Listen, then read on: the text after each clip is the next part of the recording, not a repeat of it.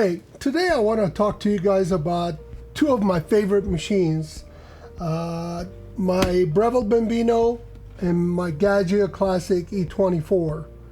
I acquired Bambino in 2024 and I purchased this Gaggia in late 2025. Why did I purchase this first and after that I moved on to the Gaggia Classic E24? That's what we're going to talk about today.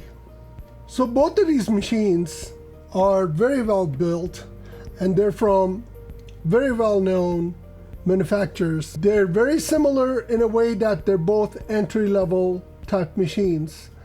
As you all know, Gaggia is fairly moddable, and as you know, the Breville is ready to go right out of the box.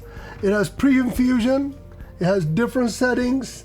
It has a very powerful steam wand, space-saving machine, and it's built like a tank, very well built, and it's super stylish.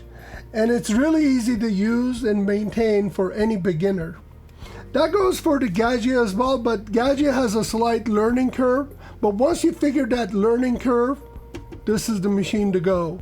And on top of it, you can upgrade it as you get better at it. Inside out, this machine can turn into a $3,000-$4,000 machine easily. So as I mentioned earlier, what I want to stress today is the why I upgraded from this machine to this machine. It appears to be a sideways upgrade, meaning that they're both beginner machines, and they're not end game machines, but this can turn into an end game machine with modifications and a little bit of know-how and a little bit of money on it. If you're keeping an eye on my channel, I mentioned about plastics, nanoplastics, healthy brewing type of issues once in a while in my videos. Matter of fact, my first Gaggia was the Evo Pro about 1.5 to 2 years ago, and when the Boilergate issue hit Evo Pro, obviously I had that happen to me within less than 10 days of buying a brand new machine. So I ended up returning my Evo Pro. Whole Latte Love, which is the company in the US, handles Evo Pro sales in a way. They were very gracious. They were cooperating. They didn't even ask any questions. They asked me to send a couple of pictures, so I ended up returning my Evo Pro. However, I loved the machine, the way it looked and everything. So I always had deep inside that why that happened to me. But anyways, then the E24 came up. They took care of all the problems, so I decided to purchase one of these. At the meantime, after the Evo Pro, I purchased this one. I didn't want to spend $1,000 to have 2-3 cups a day espresso and a couple of milk drinks and things like that. So I decided to order this one. At the time, I did not dig into details of this machine, meaning internally. So I was keep making coffee and things like that, and I decided to upgrade the shower head. That's when I found out more about the internals of this machine. So let's go ahead and compare these two machines, see why this is a lot safer and healthier, in my opinion, to make espresso and any hot drinks over Breville Bambino, or matter of fact, pretty much any Breville that out there in the market these days. So what I simply did is I decided to upgrade the shower head. While I'm doing that, I noticed the group head of this machine was made of plastic. Because in my family, we're simply trying to avoid all plastics. And I know no matter what we do, we get some plastics in our system. But this, I don't care what Breville says, no matter what it is something no-no for me. This is apparently based on Breville's information, as well as information I hear from other sources, and it's not gonna seep into the coffee. But come on, under all that pressure, hot water coming straight out of this, hitting this thing, distributed through these holes into the coffee puck, how could they guarantee that this is gonna stay intact and it's not gonna seep into my coffee? One thing really bothers me about this is that Breville, being as big of a company as it is, I mean, they're huge. They own pretty much a bunch of other brands as well. Why can't they make this out of stainless steel or some sort of metal which is not gonna bother people like me, who's very cautious, trying to avoid these plastics in our food, in our drinks and such. So this was the biggest turnoff from this otherwise excellent machine. So what I did is I moved on to my Gaggia. Let me just show you Gaggia's group head and compare them side by side. Price-wise, both of these machines are fairly close. And obviously, I don't understand, if Gaggia can afford it, why can't they afford to put a metal group head on this? I mean, less than $150 DeLonghi ECP machines, Stylosas, they have stainless steel group head. Why can't this machine have it? So let's go ahead and remove the shower screen. I also put a IMS shower screen on this guy, which is the one you see over here. And here's the group head of Gaggia. Stainless steel and no plastics, nothing there. And here's the group head of Breville. Let's slide this to the side a little bit so I can put them side by side for you guys. If you can see it, that's right there is black plastic with the silicone ring, and that right there is a stainless steel group head with copper locking mechanism and chrome on top. There's nothing plastic here comparing to this, and obviously I have this red silicone ring around the group head on the Gaggia. So this is the main reason I went from this beginner machine to this beginner machine. And of course there are secondary reasons. This is made in Italy. This is an appliance to some people. To me it's an espresso machine, but some people think this is an appliance. This is a real espresso machine, which I don't agree. They're both great machines. I only wish this machine came with a metal group head. I'm fairly invested in the Breville ecosystem, which portafilters and all kinds of high-end tools. If you see my other videos about this, you'll observe those tools there.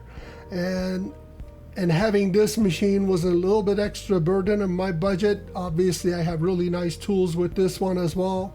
However, the bottom line is, if Gaggia can afford it, which is a much smaller company than Breville, if DeLonghi can afford it, which is a lot bigger or maybe same size as Breville, having a stainless steel group head, a lot healthier system in their machines, why can't these guys afford it? Why can't we have a metal group head over here? I'm asking those questions to Breville indirectly. If they come across with my video, I really like them to take a look into this thing. I don't care what tests they run. I just want them to upgrade this to something stainless steel metal, so we can all sleep good at night knowing that our machine, that we're using it at least 20-30 times a week, is not going to seep into our coffee with some sort of chemical, some sort of nanoplastics. So I'm wondering what you guys think about all this. What are your thoughts? I mean, does this stuff bother you? Do you concerned about nanoplastics? I'm really curious to hear. And also, are there any Breville owners out there? Do they know what kind of group head their machine has? And I know some of you are gonna say, you know, hey, Gaggia, it's great and everything, but all machines have these kind of silicone pipes and things like that. I understand where you're coming from, but think about it. None of these come under pressure to push hot water through this group head. They all either they push the hot water into the, you know, through the three-way solenoid into the drip tray, or they bring in cold water into the machine. Obviously, boilers and all those things are made of metal, so I have no problem with that. And obviously, this thing does not come in contact with the high pressure hot water. And same goes here. You know, this machine has the heating element on this Breville Bambino is completely metal. There are no plastic parts in there. Only concern I have from what I can see, obviously I did not take this machine apart, neither this one nor this one. So what I want to, you know, only concern I have, this plastic black group head, and it really bothers me. I'm very concerned as a fellow coffee drinker, fellow espresso lover. So I wish they had this made of some sort of metal which is not gonna seep into our coffees. I know some of you are gonna think like, oh, well, it's gonna cost you more if they do it with the metal. I really don't think so, you guys. I mean, this has nothing to do with cost. I think it's something to do with the profits. If DeLonghi can afford to put a stainless steel machine to a machine costs sub $150, why can't these guys do? This is not a cheap machine. If you look at it, if you compare all those Chinese machines sold at Amazon and stuff, this thing is $299 out the door. It rarely goes on sale. If you're lucky, you can get it for $249 once in a while in the Black Friday and Christmas and stuff. And they're good machines. I have nothing against Breville machines. I absolutely love this machine until I figured this out. This really bothered me.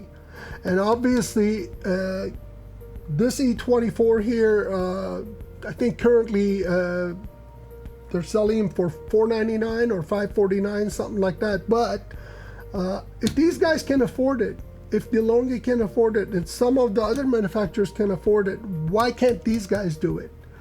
You know, again, I'm asking this question indirectly to Breville people. Please come out with a machine with a metal group head, so our drinks do not contact with plastics. In this day and age, Breville being a huge company, and I'm sure they're a very eco-conscious company, I'm sure they sacrifice a couple of dollars to upgrade this to a metal group head. So let me know what you guys think. Drop a line in the comments. What are your thoughts? And I'm really curious to hear. And you know, if you think I'm wrong, go ahead and feel free to drop your line. I mean, this is totally personal choice. I personally avoid plastics in my life as far as food and drinks goes, as much as I can. And I know they're everywhere. They're very difficult to avoid, but at least we can have it out of our food chain. Thanks for watching, and thanks for your time. If you find this interesting, please like and share. If you haven't subscribed to my channel yet, please go ahead and subscribe. I have so much more content about coffee and interesting gadgets that I discover on Amazon and stuff. As I buy them, I review them, I post videos. And I look forward to reading you guys' comments. I'll do my best to reply as quick as possible. Again, thanks for watching Teo Steak, and have a delicious day.